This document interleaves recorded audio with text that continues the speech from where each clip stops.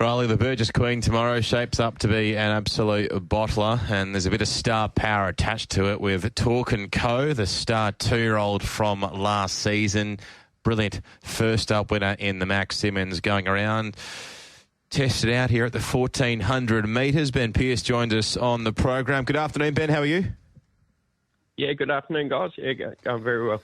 Good to have you joining us on the program, Ben. Maybe for one of the final times as well. He's been a great contributor to the program, both Ben and Dan, over the journey. How is your filly Talk & Co. leading into the Burgess Queen tomorrow, Ben? What was the wash-up from her run last start in the Belgravia? Yeah, we thought it was a really good run.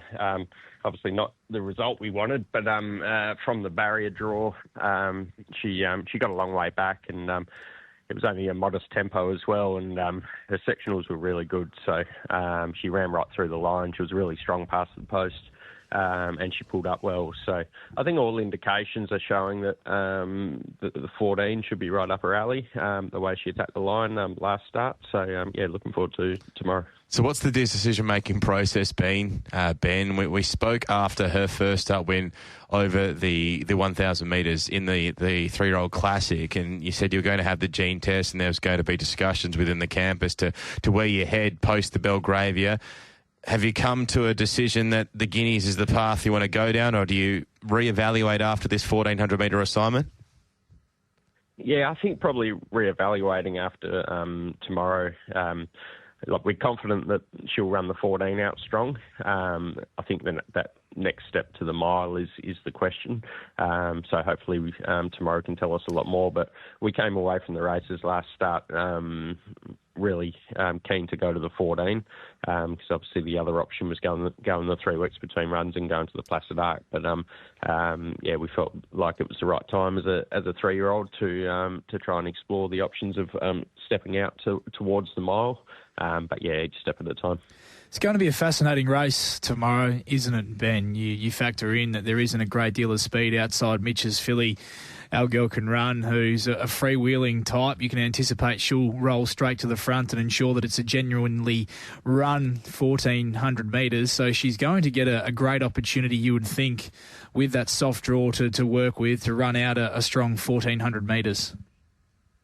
Yeah, I think so. And from the draw as well, she doesn't have to spend anything early. She can just jump in and get into a nice rhythm and have her where she's comfortable. And like you say, Mitch's horse is going to run along at a good tempo. And I think she's shown that her best runs have been in those races where there is that good solid tempo. Sometimes we struggle to see it in these races here. They just seem to stack them up all the time. But if she can get into those genuine run races, which tomorrow should be, that's when we're going to see her at her best. Which one of the team gets to go to Ascot with Talk & Co, and who gets sent up to Geraldton with your other 3? Well, I think both Dan and I are going to be there at Ascot, and Dad's going kicking and screaming to Geraldton. He's not happy about it, but he's happy to help out. So the beers are still cold up there, Cole. Yeah, that's it. Yeah, I'm sure he'll find the bar. But it is a big day, Melbourne Cup Day, and obviously races. But then everything still keeps swinging at the stables too. And we had 18 horses trial this morning, so we've got the vet in tomorrow morning. So we'll be going through all the trot ups of those trialers with the vet, and Michael comes down Tuesday mornings as well. So we'll go through all the communications to send out to the owners. So although it is a big racing day, it's still quite busy here at the stables. While we're on those Geraldton horses, Written Sin, I think, has actually come out. So Kidding Me and Zing to Win, can either of those two make it a winning day up there for the Pearce team? Glimmer in the Dust it was that came out. He trialled this morning. Oh. In hindsight, maybe we should have taken him, but he galloped on Friday and his work was poor, so we weren't confident to put him on a float and take him up to Geraldton. So we trialled him and he won his trial by 2. So we might have pulled the wrong rein there, but it does look like a good race for Kidding Me. So she gets her chance there. She's shown ability. She's quite a speedy sort of filly. Trialled up well and finds a suitable assignment. And Zing to Win, he spent a whole season in Kalgoorlie, and he his last two runs were probably his best, and he was up there with Pete Fernie, and he said I wouldn't be putting him to the paddock because he's only just come good. So we'll take him back to Geraldton where he's won previously, and I think he's found a suitable race there too. Ben, you must have been very pleased with how a number of the team galloped there at Lark Hill this morning, as you made mention of. A very busy morning with the number of runners you had engaged at the trials. But just watching some of those replays today, a number of them seem to trial in a very impressive manner. Yeah, it was a good morning. The last sort of month, things have been really positive around the stables. Every fast work morning, the riders are all coming in really happy with the horses' work. So I think we've got a good crew coming through, ready to hit the track again. And there's a few there, the likes of Acromantula and Simple Living and Rich Chanko. They're all coming through and hitting their straps ready to go, but they're all dressed up and nowhere to go because there's no races for them. So we're just going to have to keep them ticking over and then find the right races.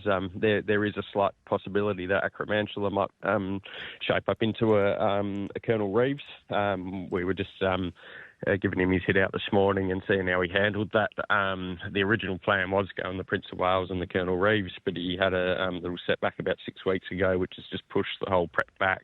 And he's quite a big, gross sort of horse, so he holds his condition. So we've just been battling with that. So, but his trial was exceptional this morning. So I think he's on the right track. Just whether that 1100 comes around too quick for him, we'll work that out over the next week. Ben, Rockfest couldn't have been a lot more impressive with the manner in which he hit the ground running with his first couple of starts in that initial preparation before, as we know, there was a little setback with him following that win at Belmont on that heavy track over 1,400 metres. Were you happy with that trial on return at Belmont last week? Yeah, obviously you'd like to see him burst through and win it, but I don't think he needed to. He was just having a stretch of the legs, and with a new jock on as well, because Clint was going to be committed to one of Bob Peters' horses, so he gave us the heads up early, which enabled us to then lock in another good jock. So Chris jumped on and had a feel, and he was really happy with the way he felt, so he's sticking with him coming into the Faritha. But yeah, just got back in that trial, poked up through him, and Chris was really happy with the way the horse felt. Okay, so he'll go to the Faritha this Saturday? Yeah. All right, there we go. Looking forward to seeing him return. Shaping up to be a cracking race. As I said, these 3-year-old events just week after week. It's a really nice bunch of 3-year-olds this year. The fillies and the colts and geldings. I don't think many years would be as strong as this year. There's a lot of quality there amongst them. Does he still give you the impression, Ben, that while he kicks off that return to the races this weekend in that Faritha at 1,400 metres, that we're going to see the best of him once he stretches out over a bit further than the 7 furlongs? Yeah, for sure. The whole family have got up over ground, and I don't think he's an exception to that, because he's a nice big rangy style of a horse, and you take one look at him and he just screams stayer. So I think coming into the autumn, I think we're going to have a pretty handy horse on our hands heading towards the Derby. Ben, where does Let's Gallivant return? So he's going to return on Saturday in the Listia. He's one that we were just pushing for a bit of time as well. He came through, had a little setback, we were going to be guided by the trial, and the trial was exceptional. He really trialled strong and came through it super. We're really happy with the way the horse is going. He's actually, although he's had one trial and going straight to a 1,400, been away from the races for 11 months, he has done a lot of work, and he just had the suspensory injury that he came out of the Perth Cup, and he's actually only had a month off in that 11 months. So he's done a lot of walking, swimming, and slow work. So we're confident that his fitness is there, and previous preps he's always taken those sort of 4 or 5 runs to hit his straps, whereas this time he's come back, he's trialled strong, and we're hoping that he'll be able to get that prep kicked off a lot earlier than normal. How's Fear the Wind going, Ben? Because just reading between the lines, his first couple of runs back this preparation have been quite good. Yeah, they have. First up was super. second up, we were sort of expecting a bit of a flat run, and he didn't. He was actually really good in behind him in the Northern Cup there. Sean O'Donnell rode him, and he said he just had no luck at all. He said a bit of luck, and he's right there in the finish. So yeah, he goes around on Saturday as well in the 1800, and Clint Johnson Porter rides him. Hey, Ben, everything's conspiring against you trying to get this filly perfectly proper her maiden win, truck breakdowns and whatever else. What's the plan with her? Do you still look to try and get her to some features this preparation? No, her prep's over. So, yeah, unfortunately, after a floating mishap, the horse next to her in the float just kicked the shit out of her. Oh, no. She got to the races up at Northam, and yeah, she had quite a few wounds down her hind leg. So yeah, that's we've had it X-rayed, and there's no cracks or fractures or anything there, but she was quite lame on it, and we just felt like we were going to be running out of time heading towards these races. So she's gone back to the paddock, and we'll look at setting her towards the 3-year-old Magic Millions.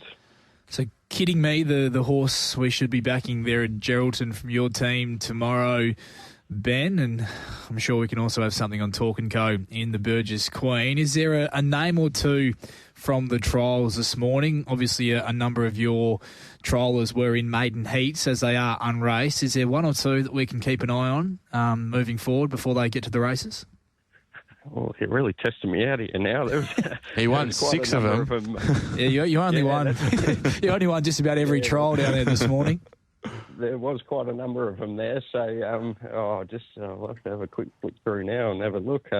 Obviously, Accra and Mansilla were Lady were Boss, this ex Lady Sydney Boss horse. was a nice trial, and she's still quite a low-rated horse, so I think she's got plenty of options, in that form that she's got on the East looks like it should be pretty competitive here. I thought Rally the Troops was a really nice trial as well. He seems to have returned well. Couple of maidens there. White Hot's a horse that we've got a bit of time for. Yeah, that's the one I liked, Ben. I was hoping you were going to steer us into White Hot. Yeah, I mean, she's just that bit green still. She's got a lot to learn, but I think she is a horse with a lot of upside. Shintamani. And, yeah, just a couple of other ones there. Glimmer in the Dust and Racy Rascal. They were both nice trials as well. A couple of 3-year-olds that you would think should come through and win races pretty soon. Shintamani won a Kalgoorlie Cup off the top of my head. Yeah, no, but Shintamani's Shintamani's the broodmare of one of your other horses. I'm having Manavendra. That's it, yeah. I knew I'd heard. So I think she's White Hot. It does seem to be a bit of a different style of filly, obviously by Too Darn Hot. So she does appear to be more of a sprinting type. So maybe different sort of style to Manavendra, but geez, the mare can throw a horse. Can I ask one more before we let you go? I've asked you about plenty. What about Sherpa Express, a horse that's nominated for a few of these better 3-year-old races as well? Trialled very impressively at Belmont. When do we get to see this Blue Point gelding? Yeah, he's a horse that's been super impressive. Last start, he won really well and tipped him out to bring him back for a carnival, and the trial was very good. So we're going to look at going straight to the Placid Arc with him. So if he gets a run, he'll be there. There we go. Could be straight into the Placid Arc for Sherpa Express, an impressive maiden winner back in July. Ben, thanks so much for your time, mate. Garnered plenty of information there. Best of luck going forward. No worries. Thanks, guys. Thanks, Ben. Really appreciate it, Ben Pearce.